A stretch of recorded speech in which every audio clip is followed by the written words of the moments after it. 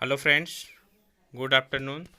तो आज के लेक्चर में हम लोग यूपी ट्रिपल एस पेट के सिलेबस के अनुसार एमसीक्यू देखेंगे, जिसमें हम लोग आज सर्वोच्च न्यायालय सुप्रीम कोर्ट को देखेंगे। उससे रिलेटेड आप टॉप 25 एमसीक्यू देखेंगे। तो यदि आप अक्टूबर 2022 में यूपी ट्रिपल एस पेट का पेपर देने वाले हैं तो ये क्वेश्चन आपके लिए अत्यंत महत्वपूर्ण है।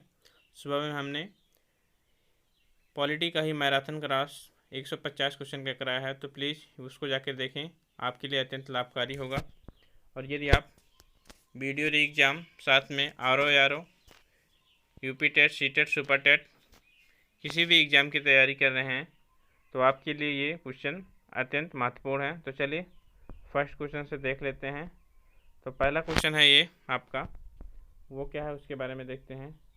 तो पहले क्वेश्चन में कहा गया है कि वर्तमान में मुख्य न्यायाधीश सहित सर्वोच्च न्यायालय में कुल न्यायाधीशों की संख्या कितनी है। तो ऑप्शन है आपका 32, 33, 34, 35।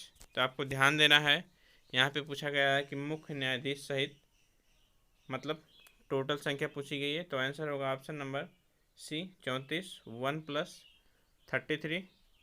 तो यदि आपको मुख्य न्यायाधीश सहित नहीं बोलता है क्वेश्चन में तो आपको आंसर लगाना है 33, लेकिन यदि मेंशन किया जाता है तो आपको ऑप्शन लगाना है ऑप्शन नंबर सी 34। तो आपको ध्यान में रखना है। नेक्स्ट क्वेश्चन आपका है कि भारत में उच्चतम न्यायालय का उद्घाटन किस तिथि में हुआ था। तो देश में नहीं, आपको है किस दिन या किस तिथि में हुआ था। तो यहाँ पर देश गलत है। तो ऑप्शन है 26 जनवरी 1950 को, 28 जनवरी 1950 को, 27 जनवरी 1950 को, 29 जनवरी 1950 को। तो आपका जो सही आंसर होगा वो होगा ऑप्शन नंबर बी 28 जनवरी 1950 को। इम्पॉर्टेंट है, ध्यान रखना। नेक्स्ट है, उच्चतम न्यायालय के न्यायाधीशों की संख्या में वृद्धि करने की शक्ति किसमें निहित है। तो उच्चतम न्यायालयों में आप देख सकते हैं 31 से बढ़ के 33, 34 हुआ। तो किसके अधिकार से ये हो सकता है। तो ऑप्शन है राष्ट्रपति को है, संसद को है, विधि आयोग को है, मुख्य न्यायाधीश को है। तो इसका जो सही आंसर होगा वो ऑप्शन नंबर बी होगा, संसद को है। तो संसद उच्चतम न्यायालय के न्यायाधीशों की संख्या में वृद्धि करने का अधिकार यदि किसी के पास है तो वो संसद है। नेक्स्ट क्वेश्चन आपका है कि सर्वोच्च न्यायालय का न्यायाधीश अपना त्यागपत्र किसको लिख कर दे सकता है। तो सर्वोच्च न्यायालय का जो न्यायाधीश है वो अपना त्यागपत्र किसे सौंप सकता है। तो इसका सही आंसर होगा ऑप्शन नंबर डी, राष्ट्रपति को। नेक्स्ट है आपका कि उच्चतम न्यायालय के न्यायाधीश किस प्रकार हटाए जा सकते हैं, इंपॉर्टेंट है। तो इसका सही आंसर जो होगा वो होगा ऑप्शन नंबर डी, राष्ट्रपति के द्वारा संसद की सिफारिश पे। तो ये इंपॉर्टेंट क्वेश्चन है, इसको आप ध्यान रखना। नेक्स्ट आपका है कि सर्वोच्च न्यायालय में न्यायाधीशों के लिए सेवानिवृत्ति की आयु कितनी है।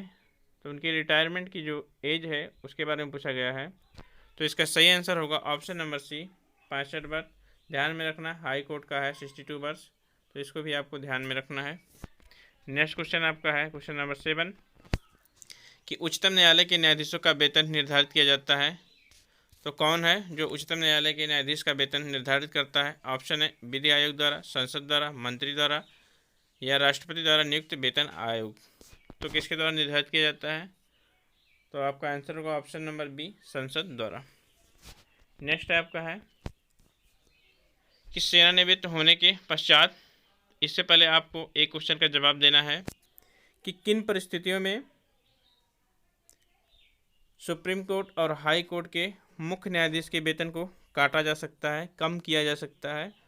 तो इसको आपको जवाब देना है। यदि आप ध्यान से सुने क्वेश्चन को, आपको करना ही करना है। ये क्वेश्चन आपके लिए अत्यंत महत्वपूर्ण है। तो आपको ज़रा दिमाग लगाकर सोचना है। ना मिले याद जवाब तो आपको गूगल करना है, लेकिन आपको आंसर ज़रूर कमेंट में करना है कि किस परिस्थिति में हाई कोर्ट और सुप्रीम कोर्ट के न्यायाधीशों के वेतन को कम किया जा सकता है।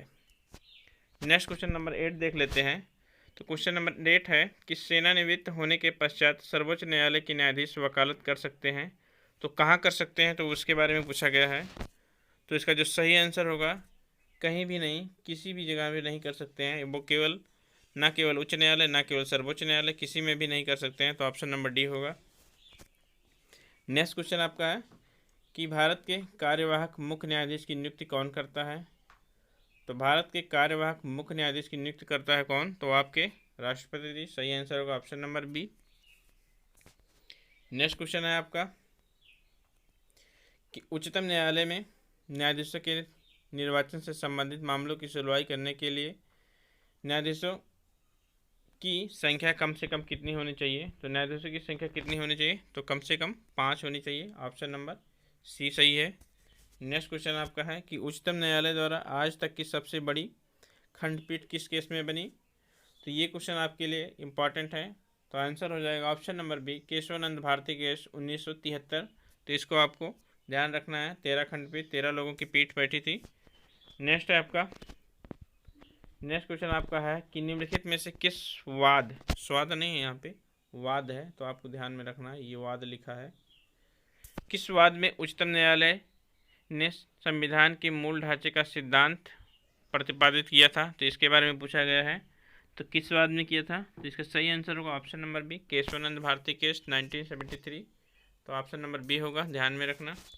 नेक्स्ट क्वेश्चन आपका है कि संविधान का कौन सा अनुच्छेद उच्चतम न्यायालय को उसके द्वारा दिए गए निर्णय अथवा आदेश के पुनर्विलोकन हेतु स्वीकृत करता है? तो उसकी रिव्यू, जुडिशियल रिव्यू आप कर सकते हैं अपने ही निर्णय का।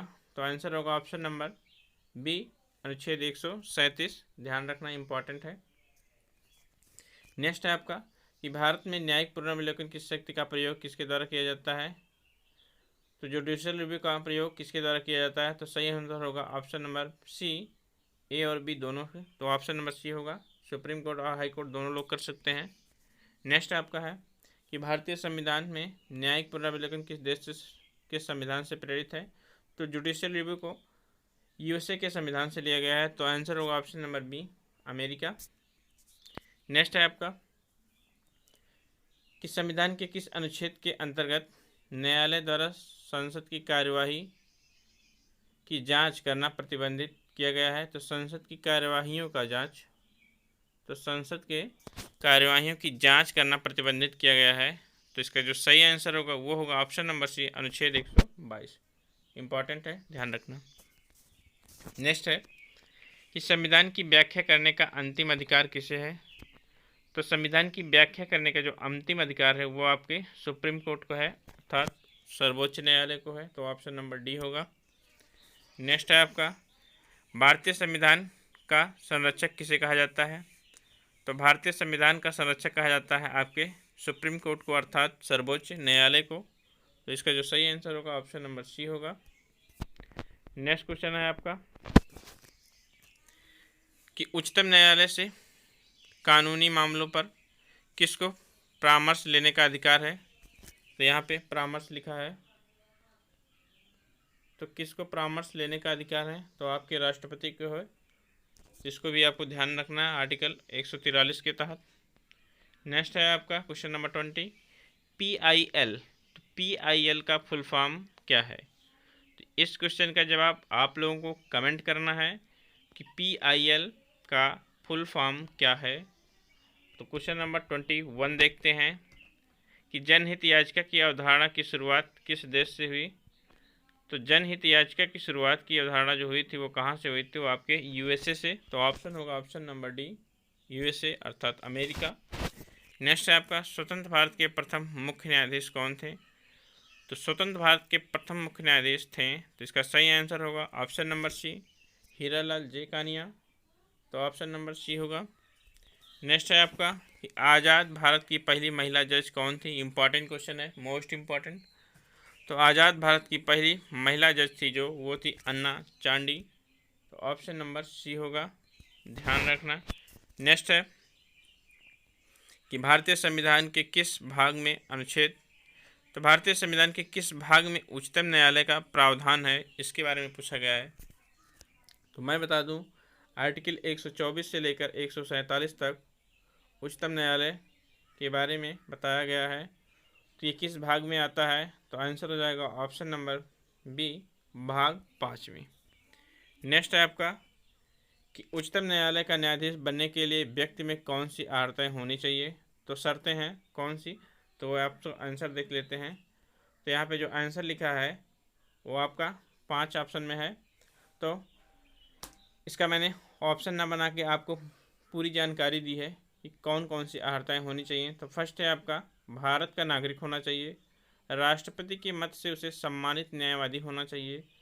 तो ये जो ऑप्शन है, ऑप्शन नंबर बी, ये हाई कोर्ट में नहीं लागू होता, सिर्फ सुप्रीम कोर्ट में होता है, तो इसको भी ध्यान में रखना है। नेक्स्ट आपका थर्ड पॉइंट है, उससे किसी उच्च न्यायालय का कम से कम 5 साल के लिए न्यायाधीश होना चाहिए। नेक्स्ट है आपका कि उच्च न्यायालय या विभिन्न न्यायालयों में आप चाहिए एक ही न्यायालय में 10 साल तक कार्यरत रहें, या अलग अलग न्यायालयों में 1 साल 2-2 साल रहकर कार्यरत रहें। तो टोटल आपको 10 वर्ष कंप्लीट करना है। तो ये थे अर्हताएँ किसके, न्यायाधीश बनने के सुप्रीम कोर्ट में। तो आशा करते हैं आपको लेक्चर अच्छा लगा होगा, आपके लिए लाभकारी हुआ होगा। तो आपको कमेंट करना है आंसर PIL का फुल फॉर्म क्या होगा, साथ में आप लोगों का कितना क्वेश्चन सही गया 25 में से, तो इसको भी कमेंट करना है। इस वीडियो को आप पहली बार देख रहे हैं तो लाइक करें, सब्सक्राइब करें, शेयर करें। थैंक यू, धन्यवाद।